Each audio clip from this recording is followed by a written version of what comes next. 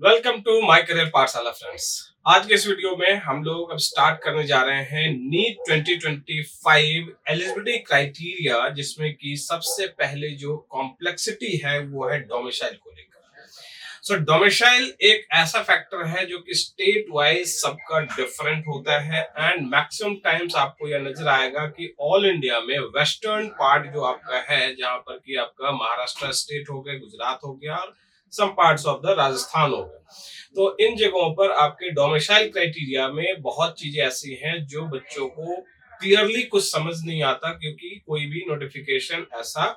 Clearly mention नहीं है। Even brochure में भी अगर देखी जाएगी कि डीजीएमई की जो ब्रोशर आती है हर एक साल, उसमें भी क्लैरिटी नहीं रहती है। यहाँ पर फंसते कौन है? जो बच्चे मुंबई में रह रहे हैं, उनकी फैमिली बहुत टाइम से रह रही है, बिजनेस है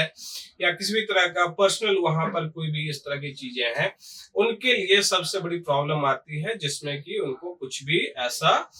मींस डोमिसाइल के क्राइटेरिया को फुलफिल करने का कोई पैरामीटर वो देख नहीं पाते हैं। तो चलिए, वीडियो में बढ़ने से पहले सबसे पहले आप यह जान लीजिए कि नीट 2025 जो आपका 4 मई को कंडक्ट होने वाला है, और उसके बाद रिजल्ट आपके जून के फर्स्ट वीक में आ सकता है, और फिर काउंसलिंग की जो डेट्स आएगी वो आपके जून के एंड तक में आ सकता है। तो अब सबसे पहले जो जरूरत पड़ती है वो है कि क्या हम लोग अगर कहीं भी फॉर्म भर रहे हैं, नीट का किसी भी स्टेट से फॉर्म भर रहे हैं, तो उसमें डोमिसाइल क्राइटेरिया के लिए भी पूछी जाती है कि आप किस स्टेट से बिलोंग करते हैं और किस स्टेट के आप डोमिसाइल हैं। दूसरी जो चीजें होती हैं वो होता है कि फॉर्म आप कहां से फिल कर रहे हैं, सेंटर आप कहां का दे रहे हैं। So all these factors lead to that particular thing, जहां पर कि डोमिसाइल की बात स्टार्ट से ही चल रही है कि नीट लिखने से लेकर एडमिशन लेने तक में एमबीबीएस या कोई भी मेडिसिन प्रोग्राम में, तो फिर यहाँ पर डोमिसाइल क्राइटेरिया बहुत बहुत इंपॉर्टेंट फैक्टर है। तो लेट्स बिगिन, जहां पर कि मैं आपको कुछ क्राइटेरिया बताता हूं कि महाराष्ट्र, आज स्टेट जो हमने उठाया है वो है महाराष्ट्र, और महाराष्ट्र स्टेट में डोमिसाइल क्राइटेरिया आखिर किस तरह से यहाँ पर आपके लिए फेवरेबल हो सकता है। प्लीज इस वीडियो को अंत तक देखिए, सो दैट कि आपको एक पिक्चर क्लियर हो जाए कि डोमिसाइल के लिए आप 10 जगह फोन करें और आपको कोई कुछ गलत इंफॉर्मेशन दे दे और उसके चक्कर में आप कोई गलत सर्टिफिकेट ना बना लें। वीडियो का अब ये जो पहला सेगमेंट है, यहाँ पर आपको समझना चाहिए कि क्या criteria, eligibility criteria domicile Maharashtra की होती है। तो number 1, you should be the Indian citizen. उसके बाद अगर आप ओसीआई कैंडिडेट हैं या ओवरसीज कैंडिडेट हैं, जिसमें कि आपका इधर महाराष्ट्र के अंदर डोमिसाइल पहले से था, या अदर स्टेट के आप हैं और महाराष्ट्र के अंदर अगर आपका इधर एजुकेशन हो रखा है प्लस डोमिसाइल भी है, then you are eligible for the NEET domicile. अब मैं यहाँ पर बहुत क्लियरली आपको रेफरेंस दे रहा हूं, जो ब्रोशर है महाराष्ट्र सीईटी का 2024 का लास्ट ईयर का, उसमें अपडेटेड इंफॉर्मेशन का रेफरेंस मैं आपको दे रहा हूं, जिसमें आप पॉइंट नंबर 4, जहां पर की एलिजिबिलिटी क्राइटेरिया फॉर नीट या एमबीबीएस प्रोग्राम के लिए उन्होंने सारे डिटेल यहाँ पर मेंशन किए हैं, एंड सब पॉइंट्स हैं वहां पर जिसमें कि आपके सारे के सारे क्राइटेरिया इन्होंने बता दिया है। तो जहां भी बच्चा अगर महाराष्ट्र के किसी भी कॉर्नर में है और वह बच्चा अगर वहां पर 10 इयर्स के लिए रहा है, वहां से एजुकेशन उसने ली है और डोमिसाइल भी उसका वहां पर है, यानी कि कंप्लीट उनके एकेडमिक्स प्लस उनका वहां पर अपना रेसिडेंस जब तक नहीं है, तो वो एलिजिबिलिटी क्राइटेरिया को पूरी तरह से डोमिसाइल के लिए फुलफिल नहीं करता है। सो referring to the brochure, MHCET की ब्रोशर को अगर मैं रेफर करूं, तो इसमें आपके बहुत सारे ऐसे क्लॉजेस हैं, बहुत सारे एनेक्सर्स हैं, जिसमें कि यह क्लियरली मेंशन किया हुआ है कि किस कंडीशन में आप महाराष्ट्र डोमिसाइल के लिए एलिजिबल होंगे। बस आपके लिए सिंपल सी बात यहाँ पे मैं बता दूं कि आप अगर महाराष्ट्र के डोमिसाइल हैं, यानी कि आपकी जो एंसेस्ट्रल प्रॉपर्टी है यहाँ पर होनी चाहिए और उसके ऊपर आपका एक डोमिसाइल वहां का बना होना चाहिए, एंड 10 to 12 यानी कि आपके 10 इयर्स का ड्यूरेशन भी आपका उधर होनी चाहिए और उधर आपका 10 से लेकर 12 तक मतलब कि क्लास 1 ही आप मान के चलो कि उतनी आपकी एजुकेशन भी होनी चाहिए। तो ये क्राइटेरिया जो पहली है, इसमें आउटसाइड महाराष्ट्र के जितने बच्चे हैं उनके लिए क्राइटेरिया समझ में आपको आ गया होगा। अब हम लोग आगे बढ़ते हैं पॉइंट नंबर 2 पर, जिसमें कि इन्होंने महाराष्ट्र के एम्प्लॉय के बारे में डिस्कस किया हुआ है कि महाराष्ट्र के एम्प्लॉय जो है वो अगर डेप्यूटेड है महाराष्ट्र में या फिर आउटसाइड महाराष्ट्र भी हैं,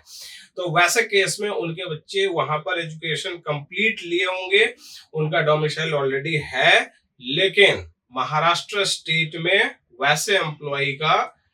जिस दिन काउंसलिंग की डेट है, जिस दिन चॉइस फिलिंग की डेट है, उस दिन तक उनकी पोस्टिंग वहां महाराष्ट्र स्टेट में होनी चाहिए। बहुत क्लियरली समझिए, महाराष्ट्र स्टेट के स्टेट एम्प्लॉय के बारे में बात हो रही है, जहां पर कि उनकी पोस्टिंग, उनकी जॉब उस स्टेट में, महाराष्ट्र स्टेट में चॉइस फिलिंग के दिन तक वहां पोस्टिंग रहनी चाहिए। अगर ट्रांसफर भी उनका हुआ है पीछे और उधर अब जब काउंसलिंग स्टार्ट हो रहा है और जो चॉइस फिलिंग की डेट है उस दिन तक अगर उनकी पोस्टिंग वहां पर है, तो फिर डोमिसाइल के लिए बच्चा एलिजिबल होगा। नेक्स्ट, अब जो थर्ड पॉइंट है वो है सेंट्रल एम्प्लॉयज, यानी कि महाराष्ट्र स्टेट में जितने भी सेंट्रल एम्प्लॉयज की वहां पर पोस्टिंग है, चाहे रेलवे हो, बैंकिंग हो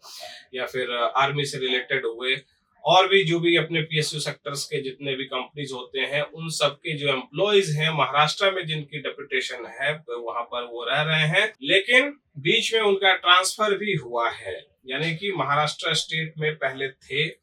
आज नहीं है, कहीं और है, लेकिन एजुकेशन उनका वहां पर बच्चे का कंप्लीट हुआ है या फिर 10-12 ही हुआ है। ये सारी चीजें उनको एलिजिबल बनाता है यहाँ पर डोमिसाइल के लिए, प्रोवाइडेड अगेन हियर कि उस एम्प्लॉय का अभी जो जॉब है उनकी काउंसलिंग के चॉइस फिलिंग के दिन तक उनकी वहां पर पोस्टिंग रहनी चाहिए। अगर ऐसा नहीं होगा तो फिर डोमिसाइल के लिए वो एलिजिबल नहीं होंगे। सेंट्रल एम्प्लॉय की बात हो रही है और स्टेट एम्प्लॉय, दोनों के लिए सेम क्राइटेरिया बना हुआ है कि आपकी जॉब पोस्टिंग महाराष्ट्र स्टेट में काउंसलिंग के चॉइस फिलिंग के दिन तक रहनी चाहिए।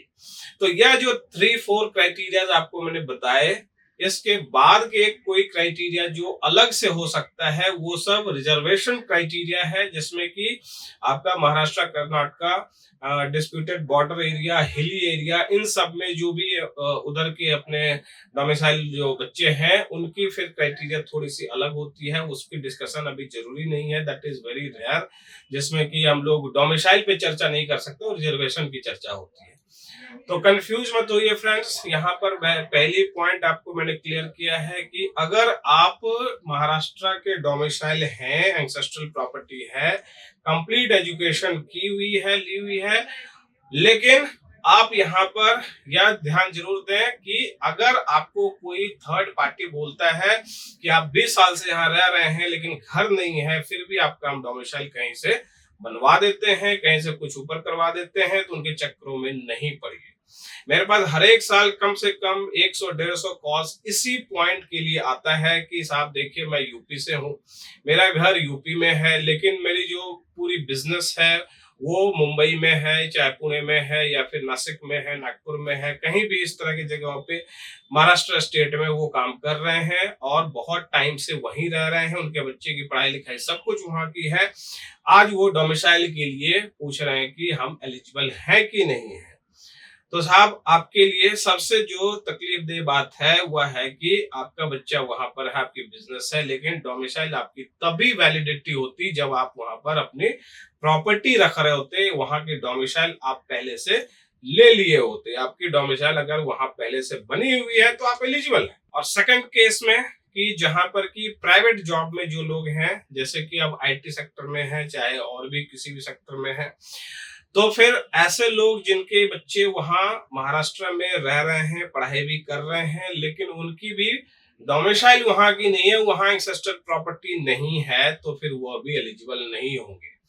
इसलिए बेटर होगा कि अगर आप इन चीजों का पहले ही लिस्टिंग कर लें कि भाई डोमिसाइल महाराष्ट्र का नहीं तो जिस स्टेट से आप बिलोंग करते हैं उस स्टेट का ही आपको डोमिसाइल मिलने के पूरे चांसेस हो सकते हैं, तो आप उसी स्टेट में अपने आप को कन्फाइन रखिए कि आपका 85% वो कहीं से भी मिस नहीं हो और आपके लिए एक कम से कम प्लेटफॉर्म बना रहे कि हाँ चलो कहीं अगर मेरा महाराष्ट्र के अंदर नहीं होता है एडमिशन तो फिर मैं अपने स्टेट में तो लेने के लिए एलिजिबल हूँ।